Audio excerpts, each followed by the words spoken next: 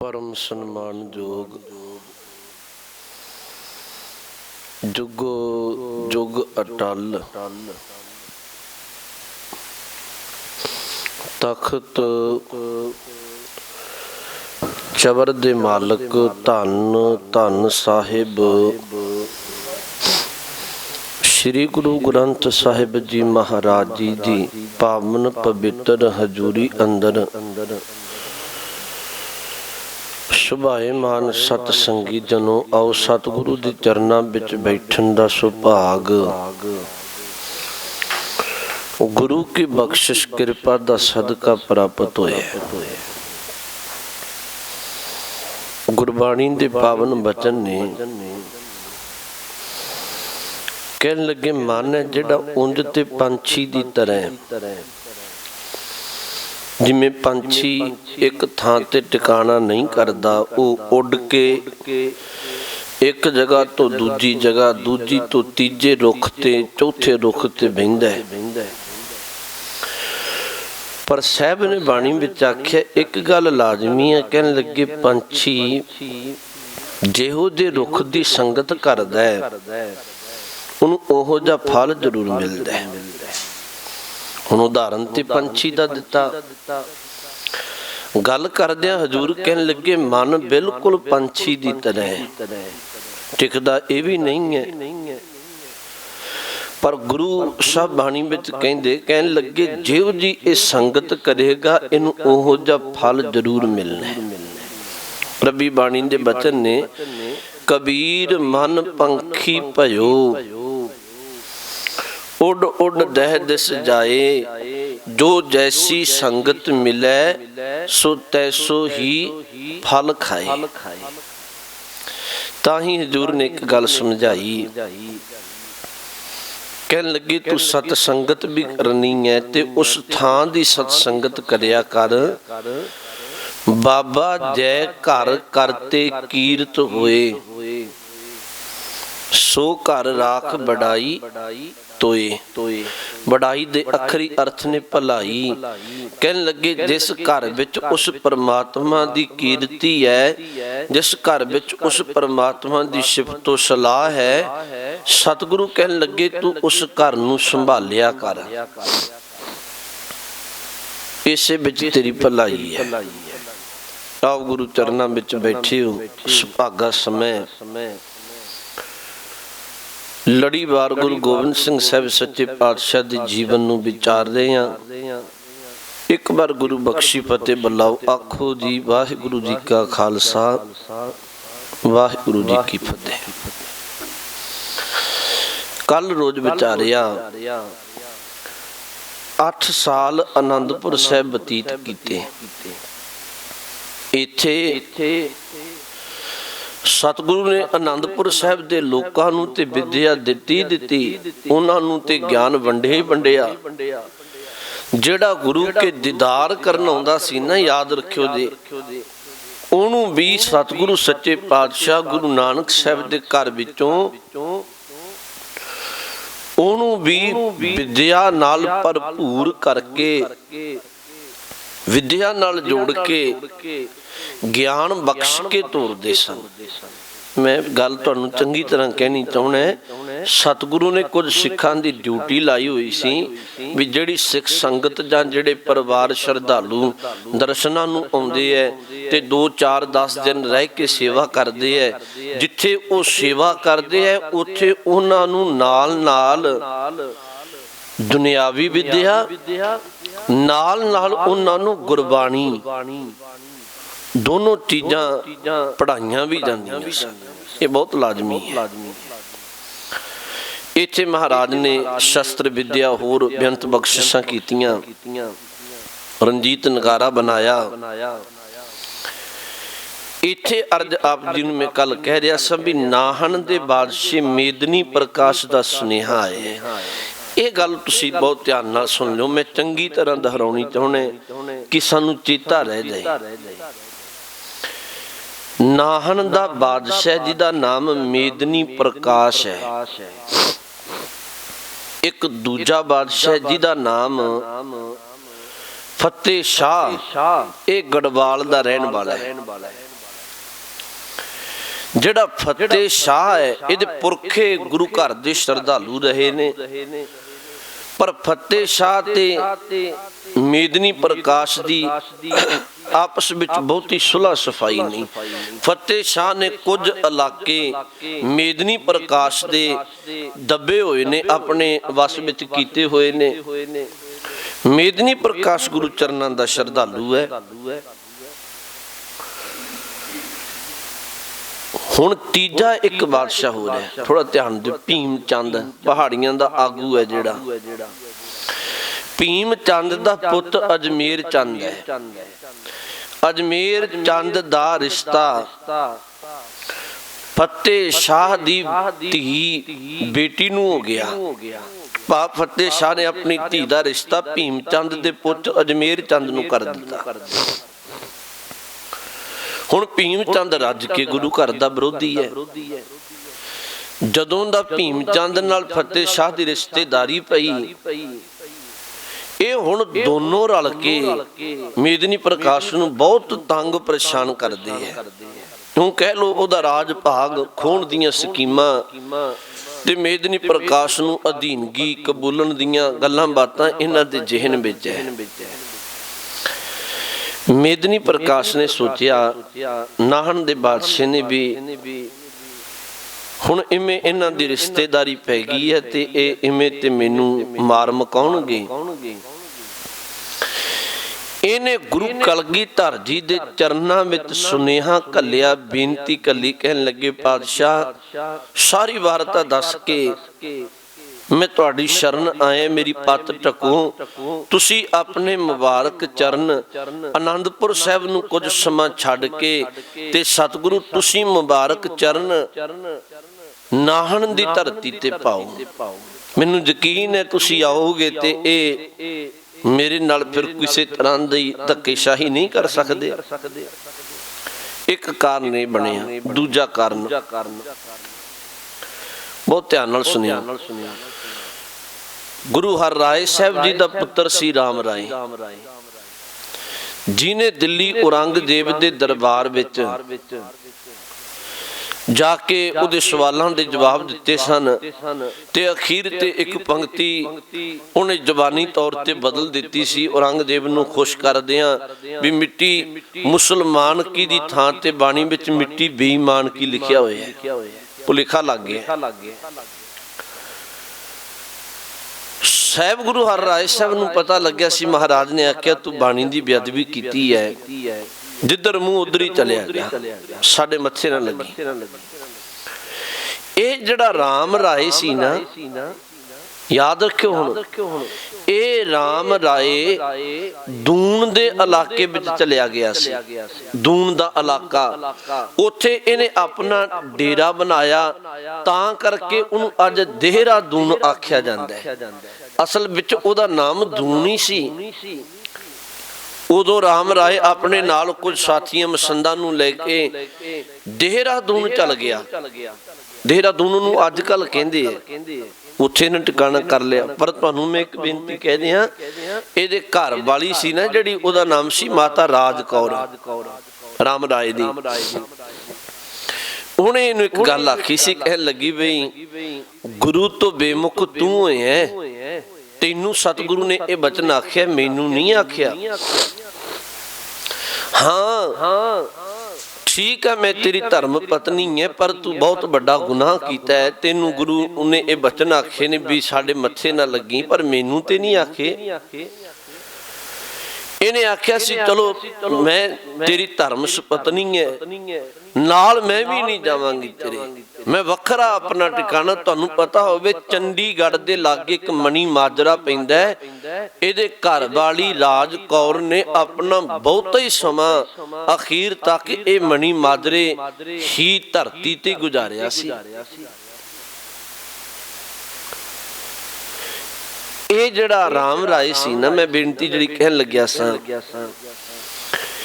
ਇਹ ਸੱਤਵੇਂ ਪਾਤਸ਼ਾਹ ਤੋਂ ਲੈ ਕੇ ਜਦੋਂ ਦਾ ਗੁਰੂ ਤੋਂ ਟੁੱਟਿਆ ਸੀ ਭੜਕਦਾ ਹੀ ਪਿਆ ਸੀ। ਇਹ ਵੀ ਗੁਰੂ ਕਲਗੀਧਰ ਜੀ ਦੇ ਚਰਨਾਂ ਵਿੱਚ ਅਰਦਾਸ ਕਰਦਾ ਸੀ।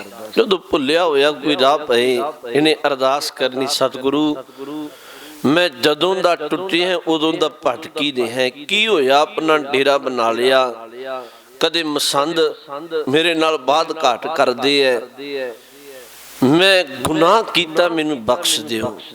मैनू ते आग्या नहीं है भी मैं आके इत्थे दर्शन करा, पर तुसी कृपा कर दिओ, रहमत कर दिओ, तुसी बख्शांदो। जैसा बालक भाए सो भाई, लख अपराध कमावै, कर उपदेश झिड़के बहु भाती। बहुड़ पिता गल लावै, पिछले औगन बख्श लए, प्रभ आगे मार्ग पावै। पिछले गुनाह बख्श के मैनू महाराज अपने चरनां नाल जोड़ लो। एक कारण ये भी बनिया, सतगुरु आनंदपुर साहिब तो तुरदे है, इनू मिलणगे आपां गां जाके विचारांगे। तीजा कारण ये सी नाहन आउण दा। सतगुरु चाहुंदे सन भी आनंदपुर साहिब तो बाहर भी जिहड़े इलाके ने उत्थे गुरु की सिक्खी गुरबाणी नाम दा प्रचार प्रसार किया जा सके, उन्हां लोकां नूं भी सत नाल जोड़िया जा सके। ये विचारां करके आखिर माता गुजर कौर जी नाल बेअंत संगतां लैके सतगुरु आनंदपुर साहिब दी धरती तो अपना परिवार लैके मैं कुछ गल्लां संखेप करतियां। याद रखियो आनंदपुर साहिब की धरती ते हजूर दा विआह माता सुंदर कौर जी नाल हो चुके है। इथों महाराज तुर के आखिर नाहन दी धरती ते पहुंचे है। नाहन दे बादशाह मेदनी प्रकाश ने सतगुरु नूं बहुत सेवा कीती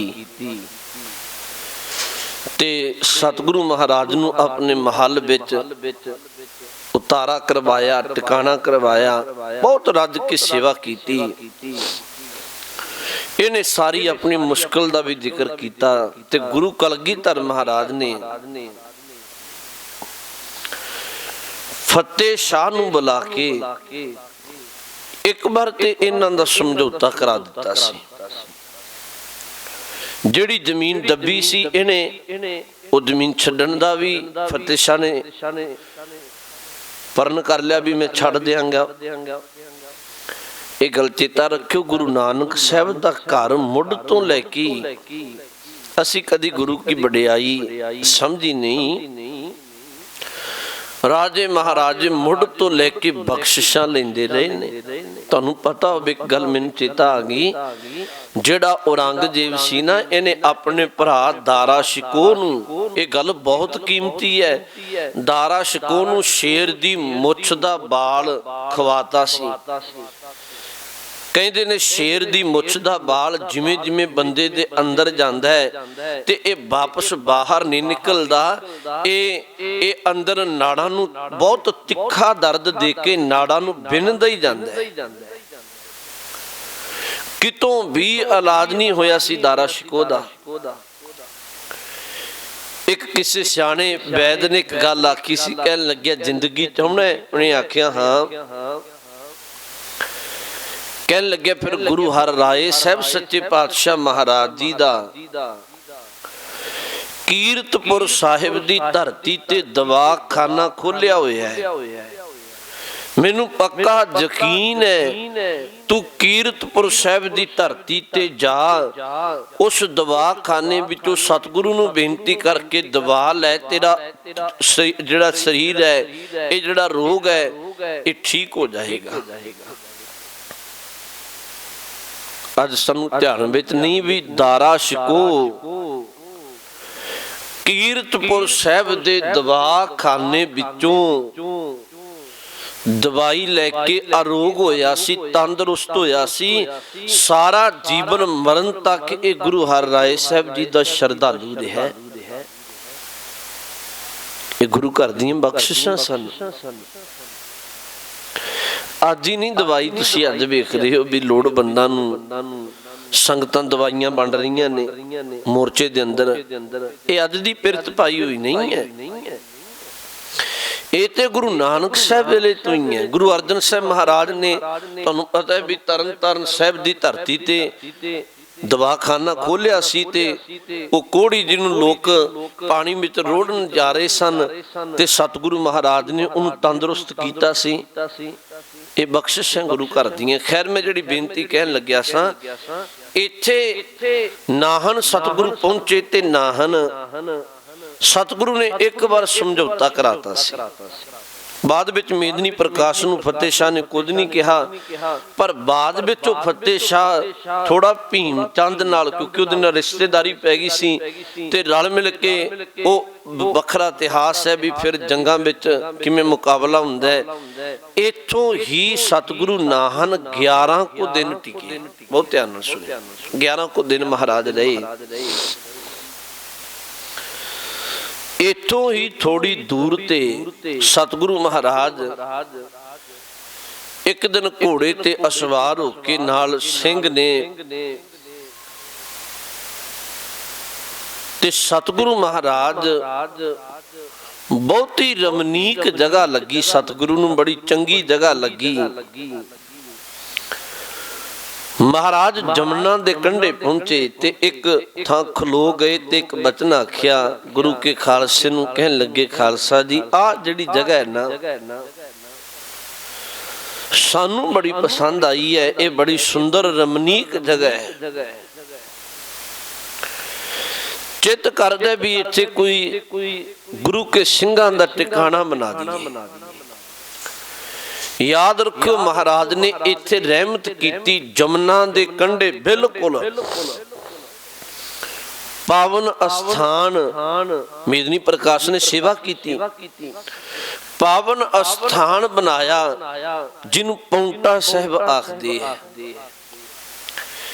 ਇਹਦਾ ਨਾਮ ਪੌਂਟਾ ਸਾਹਿਬ ਤਾਂ ਰੱਖਿਆ, ਭਾਵੇਂ ਇਤਿਹਾਸ ਵਿੱਚ ਕਈ ਗੱਲਾਂ ਨੇ, ਕਿਉਂਕਿ ਇੱਥੇ ਗੁਰੂ ਕਾ ਪਾਉ ਦਾ ਅਰਥ ਹੁੰਦਾ ਪੈਰ।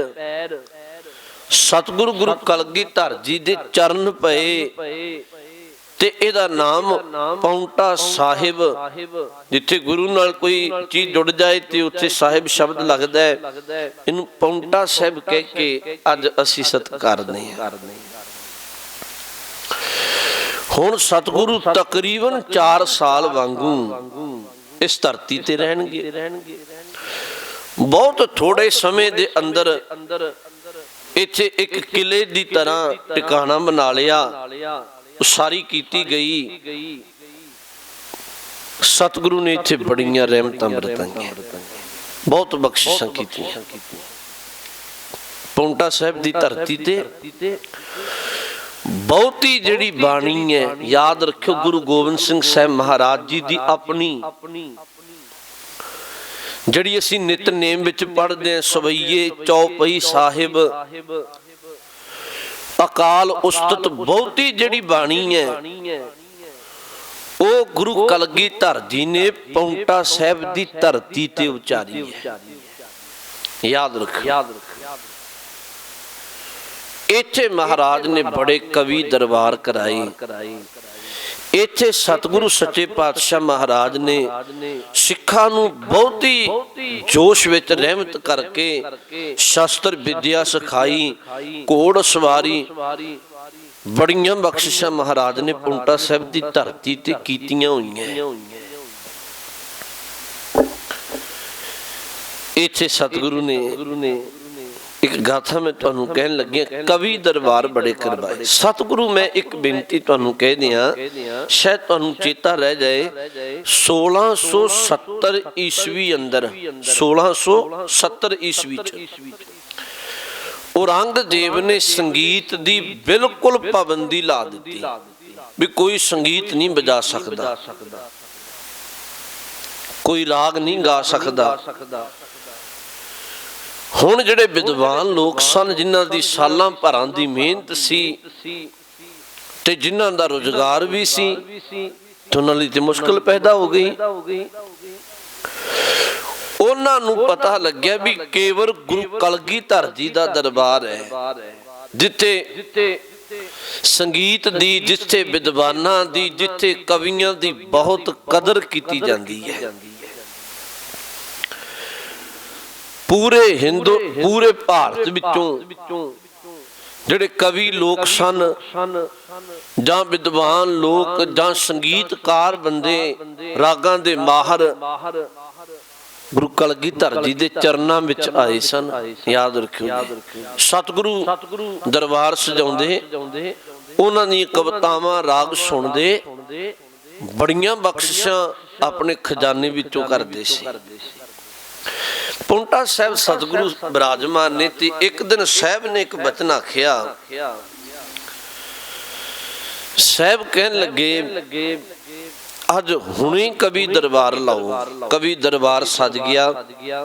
ਕਵੀ ਦਾ ਕੰਮ ਹੁੰਦਾ ਕੱਲੀ ਕਵਿਤਾ ਉਚਾਰਨੀ। 52 ਕਵੀ ਸਨ ਸਾਹਿਬ ਦੀ ਹਜ਼ੂਰੀ ਚ, ਤੇ ਸਤਿਗੁਰੂ ਨੇ ਇੱਕ ਬਚਨ ਆਖਿਆ। ਕਹਿਣ ਲੱਗੇ ਆਪੋ ਆਪਣੀ ਕਲਮ ਕਾਗਜ਼ ਲਓ ਤੇ ਆਪਣੀ ਆਪਣੀ ਹੁਣੇ ਕੋਈ ਨਵੀਂ ਕਵਿਤਾ ਉਚਾਰੋ ਤੇ ਮੈਨੂੰ ਸੁਣਾਓ। ਸਾਰਿਆਂ ਨਮਸਕਾਰ ਕੀਤੀ। ਸਾਰਿਆਂ ਨੇ ਕਵਿਤਾ ਉਚਾਰੀ ਆਪੋ ਆਪਣੀ ਜਿਹੋ ਜੀ ਬੁੱਧ ਸੀ। ਤੇ ਸਤਿਗੁਰੂ ਮਹਾਰਾਜ ਨੂੰ ਕੁਝ ਸਮਾਂ ਸਾਹਿਬ ਨੇ ਵੇਖਿਆ। ਸਾਰਿਆਂ ਨੇ ਜਦੋਂ ਆਪਣੀ ਕਵਿਤਾ ਲਿਖ ਲਈ ਆਪਣੀ ਬੁੱਧ ਚੋਂ ਉਚਾਰ ਕੇ, ਜਦੋਂ ਸੁਣਨ ਦੀ ਵਾਰੀ ਆਈ ਤੇ ਸਤਿਗੁਰੂ ਨੇ ਇੱਕ ਕਵੀ ਹੈ ਜਿਹਦਾ ਨਾਮ ਹੈ ਕਵੀ ਚੰਦਨ। ਕਵੀ ਚੰਦਨ ਨੂੰ ਆਖਿਆ। ਕਹਿਣ ਲੱਗੇ ਵੀ ਚੰਦਨ ਤੂੰ ਆਪਣੀ ਕਵਿਤਾ ਸੁਣਾ ਸਭ ਤੋਂ ਪਹਿਲਾਂ। ਤੂੰ ਕੀ ਅੱਜ ਕਵਿਤਾ ਉਚਾਰੀ ਹੈ? ਤੇ ਚੰਦਨ ਅੱਗੋਂ ਕਹਿਣ ਲੱਗਿਆ ਵੀ ਸਤਿਗੁਰੂ ਮੈਨੂੰ ਤੇ ਕਵਿਤਾ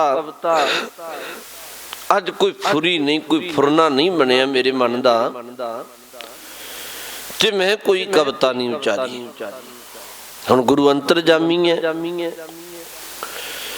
ਸਾਹਿਬ ਨੇ ਆਖਿਆ, ਕਹਿਣ ਲੱਗੇ ਵੀ ਚੰਦਨ ਵੇਖ ਲੈ, ਮਰਜ਼ੀ ਹੈ ਤੇਰੀ। ਇਹਨੇ ਆਖਿਆ ਨਹੀਂ ਮਹਾਰਾਜ ਵੀ ਮੈਨੂੰ ਕੋਈ ਕਵਿਤਾ ਨਹੀਂ ਅੱਜ ਆਈ। ਅਸਲ ਵਿੱਚ ਇਹਨੂੰ ਵਿਦਿਆ ਦਾ ਅਹੰਕਾਰ ਬੜਾ ਸੀ। ਇਹ ਨਾ ਮੰਨਿਆ, ਹਾਲਾਂਕਿ ਇਹਨੇ ਕਵਿਤਾ ਉਚਾਰੀ ਵੀ ਤੇ ਇਹਨੇ ਆਪਣੇ ਸਰੀਰ ਤੇ ਪੱਟ ਉੱਪਰ ਇਹਨੇ ਕਵਿਤਾ ਲਿਖ ਲਈ ਸੀ। ਸੱਚ ਇਹ ਹੈ ਕਾਗਜ਼ ਤੇ ਨਹੀਂ ਲਿਖੀ, ਪਰ ਸੁਣਾਉਣ ਨੂੰ ਤਿਆਰ ਨਹੀਂ ਹੈ। ਗੁਰੂ ਕਲਗੀਧਰ ਜੀ ਨੇ ਇੱਕ ਦੋ ਵਾਰੀ ਆਖਿਆ ਵੀ ਨਹੀਂ ਮਹਾਰਾਜ ਮੈਨੂੰ ਤੇ ਕਵਿਤਾ ਅੱਜ ਆਈ ਨਹੀਂ ਤੇ ਮੈਂ ਕੋਈ ਕਵਿਤਾ ਨਹੀਂ ਉਚਾਰੀ। ਸਤਿਗੁਰੂ ਕਹਿਣ ਲੱਗੇ ਚਲੋ ਛੱਡੋ, ਅੱਜ ਕਵੀ ਦਰਬਾਰ ਬੰਦ, ਕਦੇ ਫੇਰ ਸਹੀ। ਚਲੋ ਅੱਜ ਜਮਨਾ ਤੇ ਇਸ਼ਨਾਨ ਕਰਨੇ ਆ ਸਾਰੇ ਜਣੇ। ਹੁਣ ਬਾਕੀ ਤੇ ਜਿਹੜੇ ਕਵੀ ਸਨ ਉਹਨਾਂ ਨੇ ਆਖਿਆ ਸਤ ਬਚਨ ਮਹਾਰਾਜ ਤੁਹਾਡਾ ਹੁਕਮ ਹੈ, ਆਪਾਂ ਜਮਨਾ ਤੇ ਇਸ਼ਨਾਨ ਕਰਨੇ, ਸਰੀਰਕ ਕਿਰਿਆ ਹੋਰ ਦੁਆਰਾ ਸੋਧ ਲੈਣੇ, ਭਾਵੇਂ ਅੰਮ੍ਰਿਤ ਵੇਲੇ ਕੀਤਾ ਹੋਇਆ, ਤੁਹਾਡਾ ਹੁਕਮ ਚਾਹੀਦਾ। ਚੰਦਨ ਇਸ਼ਨਾਨ ਕਰਨ ਨੂੰ ਤਿਆਰ ਨਹੀਂ ਹੈ, ਕਿਉਂਕਿ ਉਹਨੇ ਲਿਖੀ ਹੋਈ ਹੈ ਆਪਣੇ ਪੱਟ ਤੇ ਕਵਿਤਾ। ਤੇ ਜਦੋਂ ਉਹਨੂੰ ਸਤਿਗੁਰੂ ਨੇ ਆਖਿਆ ਵੀ ਚੰਦਨ ਨੂੰ ਲਿਆਓ, ਤੇ ਅੱਗੋਂ ਚੰਦਨ ਆਖਦਾ, ਕਹਿਣ ਲੱਗਿਆ ਮਹਾਰਾਜ ਸਰੀਰ ਠੀਕ ਨਹੀਂ ਮੇਰਾ, ਐਵੇਂ ਪਾਣੀ ਵਿੱਚ ਵੜਨ ਨੂੰ ਜੀ ਨਹੀਂ ਕਰਦਾ। ਸਭ ਕਹਿਣ ਲੱਗੇ ਨਹੀਂ ਚੰਦਨ ਨੂੰ ਲੈ ਕੇ ਆਓ। ਚੰਦਨ ਨੂੰ ਜਦੋਂ ਲਿਆਂਦਾ, ਸਤਿਗੁਰੂ ਨੇ ਚੰਦਨ ਨੂੰ ਇੱਕ ਗੱਲ ਆਖੀ। ਕਹਿਣ ਲੱਗੇ ਚੰਦਨ ਤੈਨੂੰ ਪਤਾ ਨਹੀਂ ਹੈ, ਮਨੁੱਖੀ ਜੀਵਨ ਦੀਆਂ ਕਈ ਤਰ੍ਹਾਂ ਦੀਆਂ ਗੱਲਾਂ ਨੇ। ਕੁਝ ਗੱਲਾਂ ਮਨੁੱਖ ਆਪਣੇ ਜੀਵਨ ਦੀਆਂ ਇਕੱਲਾ ਹੀ ਜਾਣਦਾ ਹੈ, ਕੁਝ ਗੱਲਾਂ ਜੀਵਨ ਦੀਆਂ ਲੋਕ ਵੀ ਜਾਣਦੇ ਹੁੰਦੇ ਆ, ਮਨੁੱਖ ਆਪ ਵੀ ਜਾਣਦਾ ਹੁੰਦਾ ਹੈ। ਕੁਝ ਗੱਲਾਂ ਬੰਦਾ ਆਪ ਨਹੀਂ ਜਾਣਦਾ ਪਰ ਲੋਕ ਜਾਣਦੇ ਆ। ਇਹ ਅਜਿਹਾ ਹੈ। ਤੇ ਯਾਦ ਰੱਖ, ਇੱਕ ਚੌਥਾ ਗੁਰੂ ਹੈ ਜਿਹੜਾ ਤੇ ਸਭ ਕੁਝ ਹੀ ਜਾਣਦਾ ਹੈ। ਜਦੋਂ ਇਹਨੂੰ ਪਤਾ ਲੱਗਿਆ ਵੀ ਸਤਿਗੁਰੂ ਸਭ ਕੁਝ ਜਾਣ ਗਏ, ਵੀ ਮੈਂ ਕਵਿਤਾ ਵੀ ਉਚਾਰੀ ਹੈ ਤੇ ਮੈਂ ਇਹਨੂੰ ਸਰੀਰ ਤੇ ਲਿਖ ਵੀ ਲਈ, ਇਹ ਚੋਲਾ ਲਾਉਣ ਨੂੰ ਤਿਆਰ ਨਹੀਂ ਸੀ ਆਪਣਾ। ਤੇ ਇਹਨੇ ਸਾਹਿਬ ਨੂੰ ਆਖਿਆ ਵੀ ਮਹਾਰਾਜ ਬਖਸ਼ ਦਿਓ, ਮੈਥੋਂ ਭੁੱਲ ਹੋ ਗਈ। ਸਤਿਗੁਰੂ ਕਹਿਣ ਲੱਗੇ ਤੂੰ ਸੰਗਤਾਂ ਨਾਲ ਗੁਨਾਹ ਕੀਤਾ ਹੈ, ਵੀ ਸੰਗਤ ਦੇ ਸਾਹਮਣੇ ਨਹੀਂ ਦੱਸਿਆ ਵੀ ਮੈਂ ਕਵਿਤਾ ਉਚਾਰੀ ਹੈ, ਤੇ ਇਹ ਸਾਰੀ ਗੱਲ ਸੰਗਤਾਂ ਵਿੱਚ ਹੀ ਕਰਾਂਗੇ। ਜੇ ਤੇਰੀ ਮੇਰੀ ਹੁੰਦੀ ਤੇ ਗੱਲ ਨਿਬੜ ਜਾਂਦੀ। ਸਾਹਿਬ ਨੇ ਫਿਰ ਦਰਬਾਰ ਸਜਾ ਲਿਆ। कवि दरबार। चंदन नूं आख्या भी चंदन कविता सुना। हुण ये हंकारी बहुत सी, कई बारी बिरती अजिही हुंदी है। इहने आख्या सतगुरु मैं कविता ते उचार दियां, पर कारण यह है भी मैं कविता पहला भी तां नहीं उचारी भी फिर तुहाडे विद्वानां विचों कोई तुहाडे दरबार विच अजिहा विद्वान नहीं है जिहड़ा मेरी कविता दे अर्थ कर दे, ते मैं तां नहीं उचारी। सतगुरु कह लगे चंदन तू कविता उचार ते सही, अर्थ भी हो जाणगे। इन्हें कविता उचारी, वो बोल ने तुसी जे थोड़ा ध्यान नाल सुनोगे ते तुहानू पल्ले भी पैणगे, जिही गल नहीं है। नवसात पिए नवसात किए, निवसात पिए नवसात पै आए, ये उदों दी तारी कविता है। नवसात रचे नवसात बचे, नवसात किए पै सातन पाए। ते इन्हें आख्या जीत, जेड़े अगले इन्हें बोल उचारे, जीत कला नवसातन की। कहन लगे कवि चंदन के कलेशर साए। इमें इन्हें कविता उचारी ते अर्थ इन्हें आख्या भी करन वास्ते कोई विद्वान बुलाओ। महाराज ने अपने विद्वानां नूं कहण दी बजाए सतगुरु कहन लगे भी भाई धन्ने नूं बुलाओ। भाई धन्ना कौन है? गुरु के घोड़ियां दी सेवा करने वाला। बुला लिया, आ गया। कहन लगे महाराज हुक्म। साहब कहन लगे भी इन्हें कविता उचारी है ते भाई धन्ना जी चंदन अंदर ये अहंकार है भी कोई अर्थ नहीं कर सकदा, ते तुसी इस कविता दे अर्थ करने हैं। जो सारी कविता सुनी भाई धन्ना जी ने, नवसात किए नवसात पिए नवसातन के नवसात पे आए, सारी कथा उन्हें कविता सुनी ते चंदन ने आख्या, कहन लग्या महाराज मैं हैरान है इस गल तो भी चंदन तुहाडे दरबार विच रह के इहो जिहियां हौले पद्धर दीयां कविता उचारदा, ये ते कुछ भी नहीं है। उन्हें अर्थ कर दिते। अर्थ भी मैं संक्षेप तुहानू कह दियां। इहदे अर्थ सन नवसात पिए 9 ते 7 16। इहदे अर्थ ने 16 साल दी एक इस्त्री घर वाली ने ਉਹਦੇ ਘਰ 16 ਦਿਨਾਂ ਬਾਅਦ ਉਹਦਾ ਪਤੀ ਬਾਹਰ ਤੋਂ ਘਰੇ ਆਇਆ। ਉਹਨੇ 16 ਤਰ੍ਹਾਂ ਦਾ ਸ਼ਿੰਗਾਰ ਕੀਤਾ। ਪਰਤ ਕੇ ਦੋਨੋਂ ਜੀ ਇੱਕ ਚੌਪੜ ਦੀ ਖੇਡ ਖੇਲਦੇ ਐ ਤੇ ਉਹ ਘਰ ਵਾਲੀ ਹਾਰ ਜਾਂਦੀ ਹੈ ਤੇ ਉਹ ਸ਼ਰਮ ਦੇ ਮਾਰਿਆਂ ਆਪਣਾ ਪਰਦਾ ਕੱਢ ਲੈਂਦੀ ਹੈ ਵੀ ਮੈਂ ਖੇਡ ਵਿੱਚ ਹਾਰ ਗਈ। ਇਹਦੀ ਹੀ ਕਵਿਤਾ ਸੀ। ਹੁਣ ਇਹ ਕਵਿਤਾ ਤੋਂ ਬਾਅਦ चंदन बड़ा हैरान होया भी ये गुरु दे घोड़ियां ते खरखरा मारन वाला ते इहने अर्थ कर दिते। भाई धन्ना जी जदों सत बचन कह के मुड़न लग्या, गुरु कलगीधर जी कहंदे धन्ना जी इवें गल नहीं मनदी। हुण बराबरी ते तां है ना भी चंदन दी कविता दे अर्थ तुसी कीते, हुण चंदन अर्थ करेगा तुसी कविता उचारो। भाई धन्ना जी नूं आखिया, उन्हें आखिया महाराज सत वचन। भाई चंदन नूं भाई धन्ना जी ने आखिया भी उवें ते मैं कविता जदों भी उचारदे वो गुरु के प्यार विच ही उचारने, गुरु दी उस्तत विच ही उचारने। पर अज चलो गल मुश्किल बनी है। कविता में उचारन लगी है। उन्हें कविता उचारी मीन मरै जल के परसै, कब हूं ना मरै पब पावक पाए, तन पावक पाए। हाथ मरै मद के परसै, कब हूं ना मरै तन ताप चढ़ाए। तिया मरै पत कै परसै कब हूं न मरै पत परदेस सिधाए। फिर शब्द बरते गूढ़ में बात कही गजराज, कहन लगे विचार सकै न ध्यान लगाए। बहुत कीमती बोल ने, जे तुसीं इहदे अर्थां नूं कदी ख्याल करो। मैं तुहानूं एक एक बेनती कहन लगी। हुण चंदन बड़ा हैरान होया भी ये जिहड़ी कविता उचारी है सारियां गल्लां उल्ट है। इहदे विच तीन प्रमाण है। पहली गल ये आखी मीन मरै जल कै परसै। परसै दा अर्थ हुंदा मिलना, भी मच्छी मर जाती है पानी विच पै के, जो उहनूं पानी स्पर्श कर जे। कब हूं ना मरै पब पावक पाए, वो नहीं मरदी जे नूं अग च पा दिओ। दूजा वचन है हाथ मरै मद कै परसै। हाथी मर जांदा जे वो शराब पी लवे। कब हूं ना मरै तन ताप चढ़ाए, वो नहीं मरदा उन्हें शरीर नूं ताप चढ़ जाए।